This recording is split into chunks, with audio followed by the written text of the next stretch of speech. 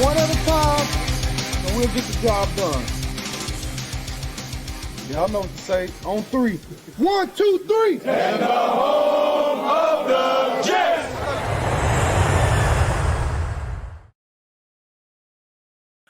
What's going on, everybody? Tyson Roush. Let's talk Jets with my new best friend, Antwan Staley, who gives me the inside scoop when we need it during OTAs and everything else. Antwan, how's it going, man? Everything's going good. How you doing? Doing great, man. Summertime's almost here. We got, I live down the Jersey Shore, man. So I'm looking towards like the beach and some sun and fun before the season starts. Oh, I'm sure. Like, especially where you are. Yeah, it's a good time around here. So the last time we talked was before the draft. We analyzed players and predictions, things like that. Now that it's come and gone, could you say what you think a Darren Muji, Aaron Glenn type of player is? I mean, it seems like, they wouldn't tell us like point blank, but it seems like they just want somebody that hard-nosed, tough, likes to work, willing to listen, and also guys that are okay with criticism. Like I think Aaron Glenn talked about that yesterday when we were there for OTAs, basically just saying that players, like good players, have to be okay with criticism. And you have to talk about Quincy Williams and, other players too as well. But yeah, I think those are kind of the qualities, at least for my estimation, what makes a good, Aaron Glenn, Darren Muji player that they're attracted to. It's been really interesting. It almost seems like they're putting a premium on their coaching, right? Where they're talking about, we're going to teach, I want them to learn, a lot of attention to detail, a lot of techniques, which is great as long as you have a good coaching staff, which is interesting how they're developing this, right? Yeah, I think the first year is definitely going to be about a lot about teaching there. I mean, they had so much roster turnover this year, especially with a lot of, the younger guys coming in. I mean, right now they only have 3 guys that are 30 years old or over. Yeah. So, I mean, there's a young roster there. I think they understand that. I think it's a little bit similar to what the Patriots did, where they kind of stripped it down, also with salary cap, constrictions there. And then, I think you're starting to see now they come out of it, especially after June 1st. Now they have a lot of money. And then I think, they can re-sign, sign Sauce and Garrett to a contract extension, and also have some money, for next off season too. So yeah, I definitely think, they're trying to do this in a certain way, and then you kind of see their plan just coming to fruition a little bit slowly, but surely. So what's your early impression? You see a couple of practices now, even though it's OTAs and it's not like physical, but what's your vibe around the team? Do you think the team's bought in? Is it like a lot of players think it's a little more intense, a little more focused? Do you see that, or is it a lot different than last year, do you think, at all, or no? Yeah, I think a lot of players have bought in. I mean, I think just looking at, talking about Aaron Glenn and like the way he's constructing practice, you could tell it's a lot more teaching. I mean, I've covered college football for years, and it kind of reminds me of that, because especially when you have a lot of young guys like that. So it's a lot of communication, a lot of, pointing and, high fives and stuff like that. It's a lot of good vibes. And I think the players are really responding to that. They're responding to what Aaron Glenn's message is. Basically, from what players have said, they, hard-nosed football team, basically, and somebody that's going to hold you accountable and let you know if you've done something wrong. And I think the players so far, at least early on, seem like they're, responding pretty well to his, changes in culture. And, we're going to see how, plans out as far as training camp and the regular season. But early on, I think, it seems like the players have bought into what he's selling, him and the rest of the coaching staff, actually. Yeah, I thought Quincy Williams yesterday was really interesting, where he talked about they gave him his offseason blueprint. Here's all the things we want you to be a better player, where he's like, I respect that, because like sometimes you got to figure it out by yourself. I want to be better at this, or you think you're good at this, but you're not. And like, it seems like Aaron Glenn has a detailed plan for each player. Like, here's what we want from you, so you can hold them accountable. If you do this, you'll play or you get what you want. If not, we've got to correct things. And I think that's interesting. Yeah, I was going to say, I think, well, I don't know how many players he contacted, but a good deal of them, like when he got the job. And obviously, Quincy talked about he was one of those guys, and they talked for an hour and a half and just on the things that he needed to work on. And, I know he talked to Garrett Wilson, Sauce Gardner, a few other players too, as well. And I think that's a good, tone setter for what, what's to come too. And I think players, especially NFL players where you're professional, like you want to, get better. You want to know what weak spots are, where you can improve at in all walks of life, not just football. But yeah, I think, Dave responded really well to that. And, I think that's really spearheading, this culture change. That's, you hear it a lot with coaching changes and things of that nature, but it seems like, the players are really, buying in and, enjoying, being coached up by Aaron Glenn and the rest of the coaches on that staff. And they're all saying the same thing, too. It's like Garrett Wilson talked about it. Quinnen talked about where it's like accountability, discipline. We're all playing for each other. We all have to get better. It's not like the one superstar guy that everybody's going to follow him. Like, no, we're all invested together, which I think is exciting. And then it kind of comes to Justin Fields, where he seems like, I'm not going to say he's unassuming, but he's kind of quiet. He's no brash quotes, no big, he just wants to go about his business, learn the offense. What's been your vibe about him? Kind of what you said, like just really just does his job there, doesn't want a lot of attention, but also somebody that's, from what I understand, a quiet leader. It's like somebody that might, pull you to the side and maybe, tell you what you need to be doing there. But the players seem like they really enjoy playing with him. I know definitely Garrett Wilson does, especially considering they played together in college, him and Jeremy Rucker too as well. So yeah, I think players are really buying into, what he's selling, and also just, the way that he's been performing. I mean, it's been up and down. I mean, we've been out there for 3 OTA practices because we go once a week. Next week will be mandatory minicamp. But I mean, I think Justin probably threw the ball as well as he has throughout the course of OTAs, at least from what we've seen on Tuesday. So, I think that's a good spot, bright spot there. We talk about, the way he played in Pittsburgh last year, where I think his completion percentage was the highest of his career. And, you start to see a little bit of signs of him starting to turn around there. And, you got a really good offensive line in front of him. It's just about him, continuing to develop. And, I think one thing I will say as far as him practicing is just, he tends to hold on to the ball a little bit too long. And I think that's been a big issue there, whether it be in Chicago or Pittsburgh there. I think they're trying to work on him with that, but it's going to also take time too. I mean, he's been in the league for a little while. So, try to correct those habits that you accumulated along the way. Yes, it's going to take some time there, but all in all, like his teammates really like him, and the coaches really adore Justin Fields and think he's doing a good job.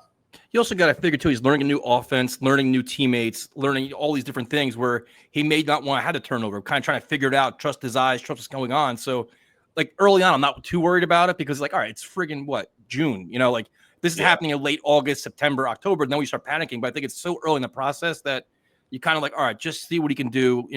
Now, what is your impression of Tanner Engstrand and Steve Hyden? Because, first-time position coaches at premium positions were like, Steve Hyden, you have an offensive line that we have high hopes for, especially with Membu now. Then you have Engstrand, where you have Garrett Wilson, Brees, Mason Taylor. Like, what are your impressions early on with these guys?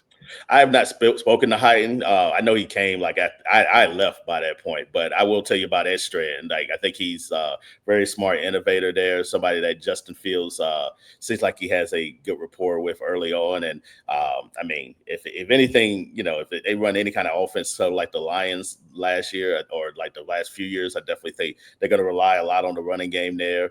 Players talk about how Tanner is very smart, very intelligent, former player himself. So that obviously also helps too, as well, as far as credibility and play calling and things of that nature too. But the players seem like they really like what he's selling too as well. I mean, I think he's going to put a lot more emphasis on the run game there. Something that you hadn't seen the last few years there, especially when you had Aaron Rodgers there. It's going to be a lot of Brees Hall. I think it's going to be Braylon Allen, Isaiah Davis too as well. And of course, Justin Fields and his legs and, his ability to scramble out the pocket too. So I think you're going to see a lot of what Detroit did, but maybe some, flavor on top of that too, just things that, Engstrand wants to do there. But, players feel like, he's a smart individual, and, it seems like he's pushing all the right buttons, and they really like, his play calling and, what he's doing so far. He talks like a future head coach, man. He has that personality, and he has like all those coachisms he used. Like he was talking, I'm like, give this guy 2 years. As long as he gets some success, he'll be a coaching candidate somewhere. Talking about the offensive line, there's been like little rumblings that Tippmann and Myers could be competing for, starting center spot. Maybe not. Who knows? Because, Aaron Glenn's inheriting this team. He's got to figure out what he has and try to identify it. Do you think that's a legitimate battle, or they're kind of maybe put like a fire under his ass? Like, you know what? You're still young, man. You got a long way to go. Kind of motivate him a little bit. Now, I have to be careful with how I say this because the Jets are kind of swearing us to secrecy with this. So while I'll say it is like real competition, I will say that. So Myers obviously comes over for Green Bay, started a lot of games for the Packers there, has a lot of experience. But, I'd be surprised if Tippmann wasn't the starter. I just think it's one of those things where you come in, you have a guy that you maybe want to as well. And it's good to have a backup like that, too, at the center position, because you never know when injuries come about. But, I think Tippmann, you look at what he did last year. I thought he had a really, decent season, last year. But, to have a guy like Derek Myers that has that experience there is not necessarily a bad thing either. So, and as you know, especially a lot of Jets fans know, the offensive line has suffered a lot of injuries, not necessarily last year, but, the year before that and 2022 as well. So you need that depth on the offensive line and guys that can play in multiple positions there. And just in case something would happen to ABT, Tippmann can play guard too as well. Maybe you put Myers there at center and vice versa, or whatever you want to do. So, yeah, I definitely think, having that, depth on the offensive line is a really good thing there. But the competition is definitely real. So definitely something that they talked about at the owners' meetings there. I know Darren Muji spoke about that too. I think people just kind of brushed over it thinking, Tippmann's going to be the starting center just, because that's the old regime. The old regime took them, but they're not the old regime. They're a new regime, and they're not, they're not married to anybody. Like, so if they want to decide that they want to, put Myers at center, then they can. But yeah, it's definitely going to be one of those things where it's going to come down to how each one plays in training camp. I respect that, man. You don't want a complacent culture. You want to change it up. Everybody earns their spot, earns their reps, and maybe you get better productivity. Now, I know only T-shirt and shorts and everything else. What's your early impression of Membu, man? He looks like he's a freak athlete.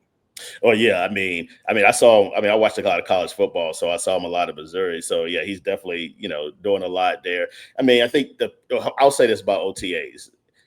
I think the main thing is, obviously it's no physicality because you don't have pads on, but it's just about being in the right place. And then so far he's been in the right place, has really good footwork there, can move there. I know Aaron Glenn talked about, he don't want to call him like a dancing bear, but that's kind of what he is too. He's not a fat guy at all. Like He has a lot of muscle too, but he can also move at the weight that he's in. So I think he's going to be really good for him. And then to have a guy like Olu Fashanu on the other side on the left tackle position, I definitely think you could have your future bookend left and right tackles for the next decade. And I think he's looked pretty good as much as you can without pads on, at least so far. Now, what's Breece Hall looking like? He's been kind of quiet this entire offseason. I'm curious to see him have like his comments talking about the new regime, talking about his direction, this offense, and probably his contract too, because last year's deal I'm assuming he's been at OTAs, but he's been kind of quiet though. Yeah, we hadn't spoken to him yet. So the Jets, like during this time, the Jets give us players. So we haven't spoken to him. We did request him. So we'll see if they for mandatory minicamp. We'll see if they come through on that. But yeah, he would be somebody that could be interesting to talk to because, I think a lot of people had high hopes for him really the last couple of years. So much so where I think a lot of people thought, he could take this, Christian McCaffrey type of vibe and, path where, you can be 1,000-yard receiver and running back. I think he has that skill set to do that.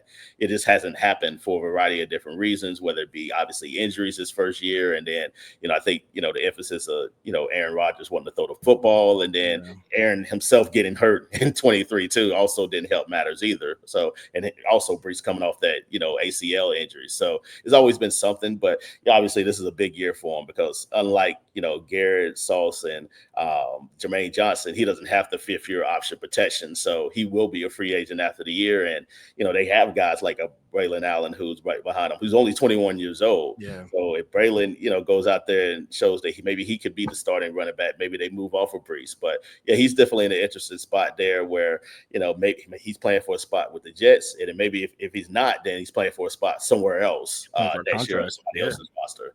Yeah, 100%. You're playing for a contract. You should be motivated and trying to conquer the world. Now, the one position group that's kind of concerning most Jet fans is the wide receiver group because after Garrett Wilson, you're like, all right, Alan Lazard, Josh Reynolds, Malachi Corley, I think he's hurt now or banged up, and he's still an unknown at this point. Gibson, who seemed like he always has his splash plays. And they drafted a guy that most of us didn't want, but we wanted like a player earlier on in the draft, and Aaron Smith, who's a speedster. What are your thoughts on the Jets wide receiver group in general, and then on Aaron Smith as well? It's still a big question mark. It's still outside of Garrett, there's a lot of big questions there. I know they brought in Josh Reynolds, who Aaron Glenn and Muji have had history with prior to. Good, veteran presence there. But is he going to be your second option? Probably not. He's more of your third, fourth option there. Alan Lazard has been very disappointing there the last couple of years there. Took a pay cut, so they just cut him in training camp if they wanted to, basically for peanuts. But they need depth and they need bodies at that wide receiving position, so they need somebody to step up. I will say this about Smith. Obviously, the drops have been, a big talking point among fans. Had the most in the FBS last year, but he has speed, and he's definitely showcasing it out there at OTAs. You're not in pass, but you can definitely tell about that speed, and he's definitely made some plays where he's getting away from defenders, and made some plays there. So I think I won't. Some people have gone on a limb and say, "Oh, he's going to be the Jets' number 2 receiver immediately." I'm not willing to do that because, again, they're not in pads, so pass is a whole different animal. But I will say, the plays that I've seen him make throughout the course of OTAs, whether it be 7-on-7 or 11-on-11, he's definitely stood out and has. You can definitely tell that breakaway speed that it's definitely going to give some defenses some problems. And you figure if the wide receiver group's kind of light, you go to tight end group. Maybe the tight ends can help you out. So they go out and get Mason Taylor, which I actually love that pick. Because, once you get Membu, second round, your best tight end available, I like Mason Taylor a lot. What were your thoughts on the pick and his fit on this team? I figured I had mocked him to go to the Jets. So, I thought that was a great pick by them. I actually think he could be their second best receiver because I think he's a little bit more polished. And, I think at LSU, you have so many playmakers, whether you have a Malik Labors or Brian Thomas Jr. And, you kind of get lost in the shuffle there with among the talent there, because I feel like if he was on another team, maybe in a Midwest team where it's colder and, you're not going to throw the ball, 30 times, 40 times a game, you're not running a lot of spread, he would be more of a viable option there, like you saw with, Penn State and Tyler Warren and some, Colt Loveland from Michigan too as well. But I like Taylor. I thought he was the, at least on my estimation, the third best tight end in the draft coming out. And I definitely think he has that potential where he could be, a star there. And I think he's going to be, and I think you've seen in training, OTAs early on that Justin Fields has, found them a few times there and, really relied on them. And I think he's going to be a security blanket, over the Jets offense this upcoming year. So how many catches he has, I don't know, but I definitely think he's going to play a big role in their offense for sure. And, Aaron Glenn also talked about his blocking. So I definitely think, that's the one thing about tight ends when they come in the league too, depending on what offense that they're in, especially in the SEC where, some schools may run more spread. They may not, the tight end may not be, asked to block as much, but, Mason Taylor has done a good job with that early on. And it's interesting. Aaron Glenn talked about Jeremy Ruckert yesterday. A play a lot of us wrote off for great. He's a Jet fan. It was a feel-good story until the play actually happened. You're like, all right, it's not a feel-good story anymore. And everybody's getting frustrated. But he said he had a blueprint for him. He's got untapped potential, trying to maximize it. But to me, it's concerning that the tight end group is so inexperienced. You have Taylor, Ruckert, Stone Smart. Seems like he's a wide receiver more than a tight end. What are your thoughts on the whole group as a whole? It's still a big question there. I will say about Ruckert, part of it, when he got drafted, they'd already signed, they had signed CJ Uzama and also signed Tyler Conklin too that particular year. So at that point he was already going to be tight end 3. So they didn't necessarily they used him in certain spots, but I didn't think they were they wanted to use him as much simply because he's young and a rookie and they already committed so much money at the time at the tight end position. And obviously CJ gets released there and Jeremy Ruckert's still trying to find his way. And also it takes players sometimes time to find their place in the league too as well, considering I mean, the Jets have had some, questionable quarterback play from time to time the last few years too, as well. In addition to, and also play calling, it's been questioned too. Yeah. And I think, now you're seeing him in camp he's starting to make a little bit of plays there. I'm not necessarily saying he's going to have a big year, but I definitely think they're going to use him a lot more than the previous regime did. I don't know if they had the utmost confidence in him from time to time there, but I definitely think, I definitely can see them using him a lot more than, Robert Saleh, Hackett, LaFleur definitely did for sure. And, talking about the tight end and in general, it's one of those things like the wide receiver group. There's a lot of questions there. You're just going to have to see who can stand out among them. But I do like Mason Taylor. I definitely think he's going to make an impact and, have a guy like Rucker who has now a few years under him and also in the contract year too, definitely needs to step up and, earn his place, not with the Jets or on the Jets roster or, somewhere else next year. So some of those Brees Hall. So we covered the offense. On defense, it got interesting because before the draft, we talked about we want a run stopper. You need different kind of position players. Then they go out and get A.Z. Thomas and Malachi Moore. And I'm like, all right, not on my bingo board. I was thinking pass rusher, defensive tackle. What are your thoughts on these two young players? And I guess a lot of times, Jet fans, we focus so much on this year when the draft is about this year and the future too, where you want to build over the next couple of years. And, maybe a role player this year could be a starter next year going forward. What are your thoughts on those two picks? Because I was completely surprised, man. I was probably Thomas. I was probably more surprised because I didn't think they needed cornerback help. I mean, you go out and get Brandon Stevens. I mean, you have Michael Carter II. You have Sauce there. So I thought they were fine. I thought they were set. But then you go out and get a Thomas who, ultra talented. I mean, Florida State was not very good last year, but, he stood out like on tape there, very long, fluid, can make some plays there. Not a lot of interceptions, but, he's always around the football. And I definitely think that's something that, that stood out to, Aaron Glenn and also Darren Muji during the pre-draft process. So, I think, sometimes guys just, in certain positions, like in the third round, they're there. Like maybe you didn't think they would be there in that position. And maybe it's like, okay, we're set at corner, but we really like this guy. So let's just go ahead and take him in there and just worry about it later on. And I think the best teams in the league have done that for years, like the Baltimore Ravens, the Pittsburgh Steelers, things of that nature too. You just take the best available player, worry about, where they place and, on the depth chart later on. That'll figure itself out throughout training camp and the season and all that. And if you need to trade somebody, you can trade them. Like it's not a big deal. But, I was definitely more surprised by him. More,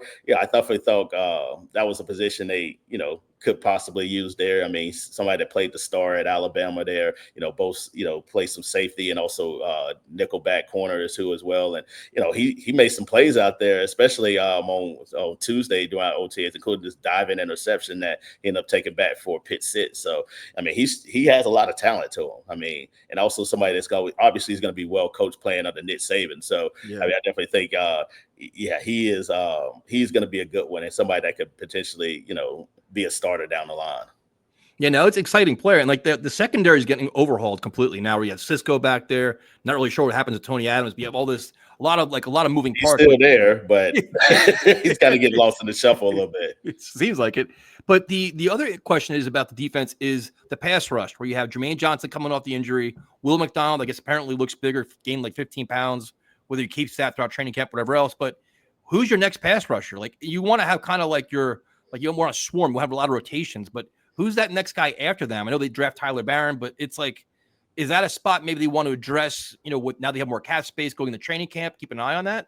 I mean, if somebody becomes available, possibly. But the thing with this regime that is typically they're not going to go for an older player. Like they're going to go for people that are younger. If somebody's if it's a veteran, pass rusher, I doubt that they would probably sign him unless Aaron Glenn or Muji has familiarity with them or the system.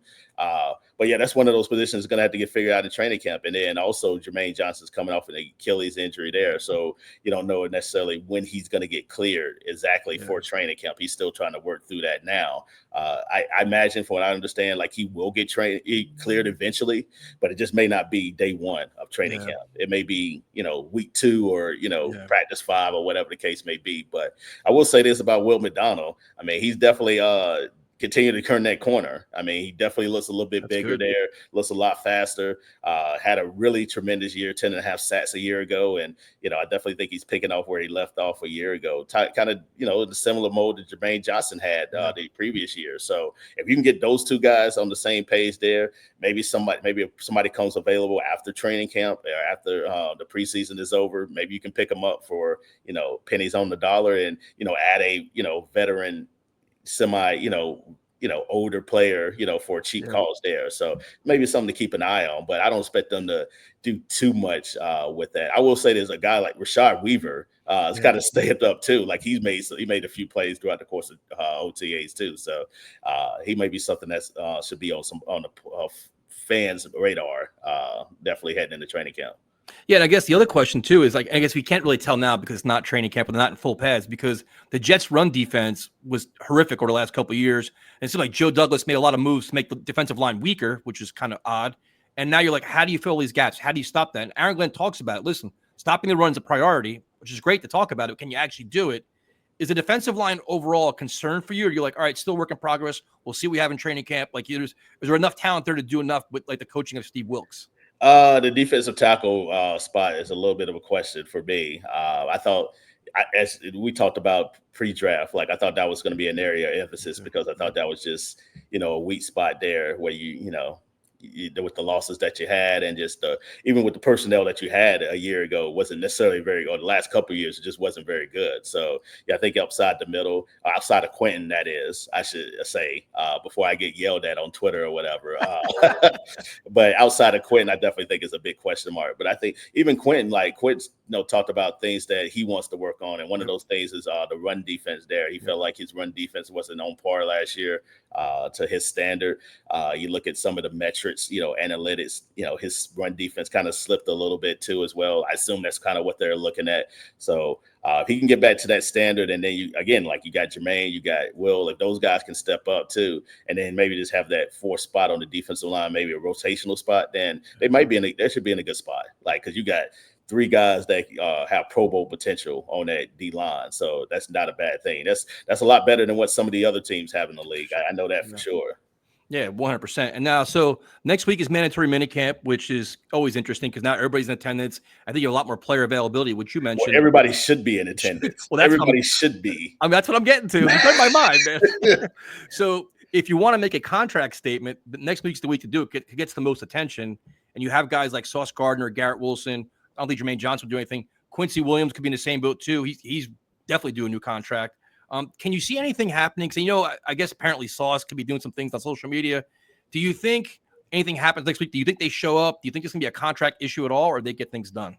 Well, I know in terms of the contract extension, I think it'll eventually get done. I think it's going to take some time. It might go into the summer a little bit, but they got time. I mean, and also they have that 5th-year option protection too. Yep. But yeah, I think it'll get done eventually. I think now that they have the money, I think Sauce's is a little bit easier for me because I think, he at the level he's played at the last few years, like all first team, all Pro Bowl.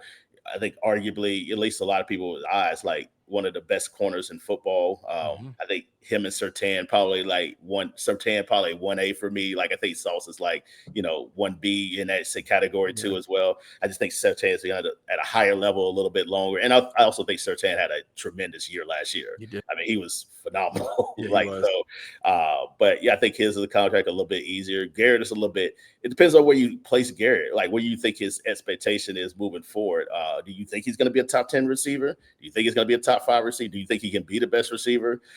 That'll be determined by, I think, how much money they decide to give him and how much, they settle on too as well. I think that'll be key. But I think Sauce's will probably, if I had the best, I guess I probably would think Sauce's will get done before Garrett Wilson's contract. It's interesting because the Jets have openly talked about it. We want to keep our young players. We want to keep this, kind of paying themselves in the corner because we know your young players are, and we know they want new contracts. So now it's like, if you don't get it done, you kind of look a little foolish. Reminds me like the whole Joe Douglas a couple of years ago, where it's like, oh, we want to keep our guys, and next thing you know, they're gone. So I'm curious to see how they handle this. I'm curious to see how next week goes in general, how Sauce handles the media. Garrett's been great with it, but Sauce hasn't really spoken much yet about Yeah, we hadn't spoken to him since the season ended. So exactly. So well, again, we requested him. Like it's gonna be up to Jess to whether they live up to that. But I don't know. Like he'd be something definitely you want to talk to too, especially considering his contract situation in addition to the year that he had last year, which was kind of a bit of a down year for his standards. Although I still think he had a good year. It just wasn't up to par to what his first 2 years in the league were. yeah, I agree. Completely. That's gonna be really interesting next one between Brees and Sauce. I'm looking forward to that. I'm sure you are too, because as long as they're available to hear their comments and how they come up with they're all about the team, about the contract, and everything else. So overall, your feeling about Jets camp so far in OTAs, like it seems like everybody's bought in. The energy's good. There's not really any there's no drama at all. It seems like everything's quiet, no headlines. It's just like you said, blue collar team, hard nosed, stay out of trouble, and just let's get some results. Yeah, if you're causing drama, I have a feeling you're not going to be there very long. Yeah. So especially with the way that Glenn, he's not a big guy, but he commands a presence about him. Like he has. Everybody likes to throw around. We kind of busted Connor's balls a little bit about. He talked about Jackson Dart and the aura that he had, with the Giants or whatever. But and I think that's where it kind of gets thrown around a little bit too much, especially now. But he does have like a certain vibe around him that you could tell that commands presence. Then when he walks in and people just listen. It's not necessarily he's not the loudest in the room. He's not the biggest guy, but people listen to what he has to say, and it's just really stern. And then you could just tell the players are buying into that too. Again, it's going to come down to wins and losses. I know people, everybody talks about the culture change this time of the year there, but I think all in all, like the players are really buying in. You can definitely see tell it's a lot different than it has been the last few years with the previous regime and Robert Saleh and Joe Douglas being there. You could definitely see different commentary come from the players. It just seems different, and the way Aaron Glenn approaches, and the way Aaron Glenn approaches the press conferences, the media, everything just seems like there's a different tone being set, which is probably refreshing for them, man, because it's kind of been chaos the last couple of years. Yeah, I think it's all like aligned, like they're all aligned with each other. I'm not saying that they weren't, under the previous regime, but I just feel like they're more. It's just one message now. It seems like when you ask a player something, they're saying very similar type things, whether it be Quincy, whether it be Quentin, whether it be, they want to be held accountable. They want to, they talked about the culture and what the style that Aaron Glenn is trying to bring there. And, all the players are just really, you can just tell they're really buying in. It's funny you say that because you watch all the interviews on SNY TV and everything like that, all the players when they meet the media, and it's always that same message. Like they're all talking the same thing. Like we have a clear vision. We know what we have to do. Like there's no gray area. They're kind of hinting towards maybe there was in the past, but like, no, we know what we need to do now. Like there's a very clear plan for us here. Yeah. Somebody, I don't know who asked this. Yes. Tuesday, but somebody asked Josh Reynolds about, do players ask you about how Aaron Glenn, what his message is, and like how, you're supposed to be in the locker room or just, the facility. And he said, well, Aaron Glenn will just tell you, like, he's not gonna BS with you. Like he'll just tell you what demands from you. And that's refreshing. Like not everybody does that, but you think that's be something that everybody should do. That way, what the expectation is, but not everybody's a good communicator in that way. But it seems like he certainly is.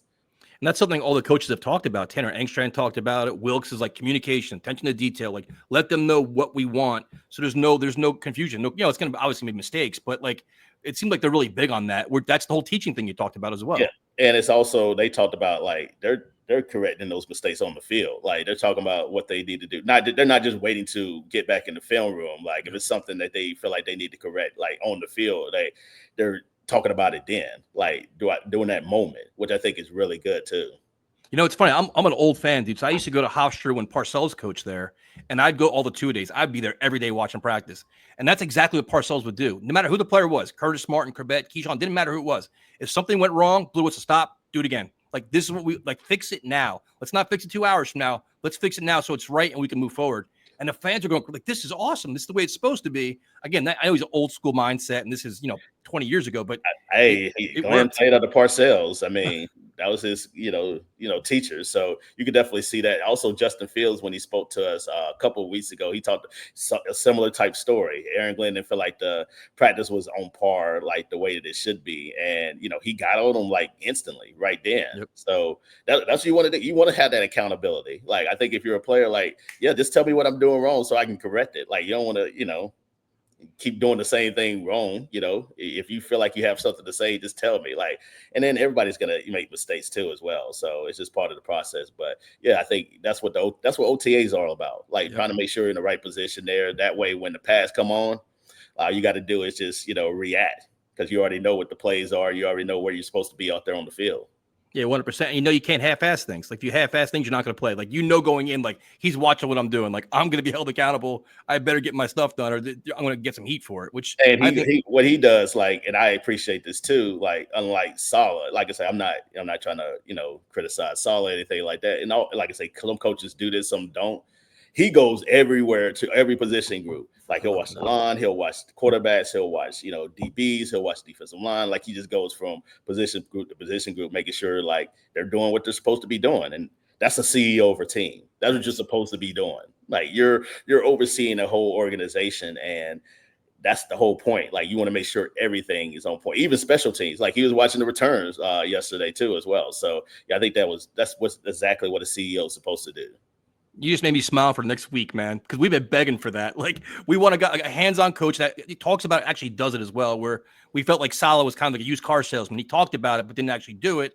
And the players realized that over a period of time, like, all right, man, we know what we're getting here.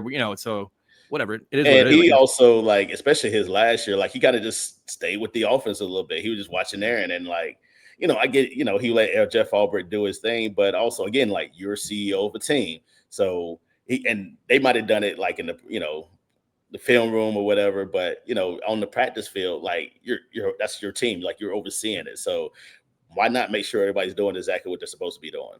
I could not agree more, man. I love that kind of stuff. Like you go to practice, you watch, and you get frustrated watching it. Like, oh, this is, but it's like, oh no, we corrected on inside and film study and the walkthrough and everything else. Like, it seems like a missed opportunity, to be honest with you. But Antwan, first of all, thank you for all your time, man. Because I know it's like this time of year. The most important question I have for you is after mandatory minicamp, do you go on vacation, take a break before the season? Like, what do you do?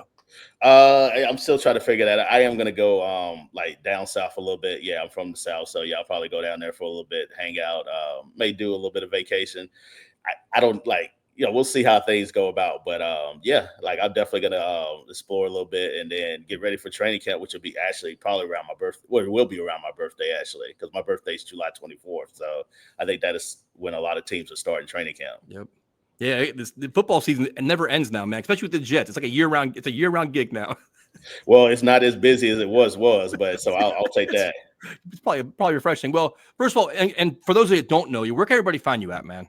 Just my name, Antwan Staley. It's pretty simple. All social media platforms. Also find my work at the New York Daily News. And, I think on Thursday, actually, this upcoming week, like we're going to put out like kind of just, refresher on OTAs since it's ending for the Jets too. And just kind of, going through like things that I saw, like, observations, things of that nature too. So you can check that out there. And obviously mandatory minicamp is next week too. So we'll have things on that too as well.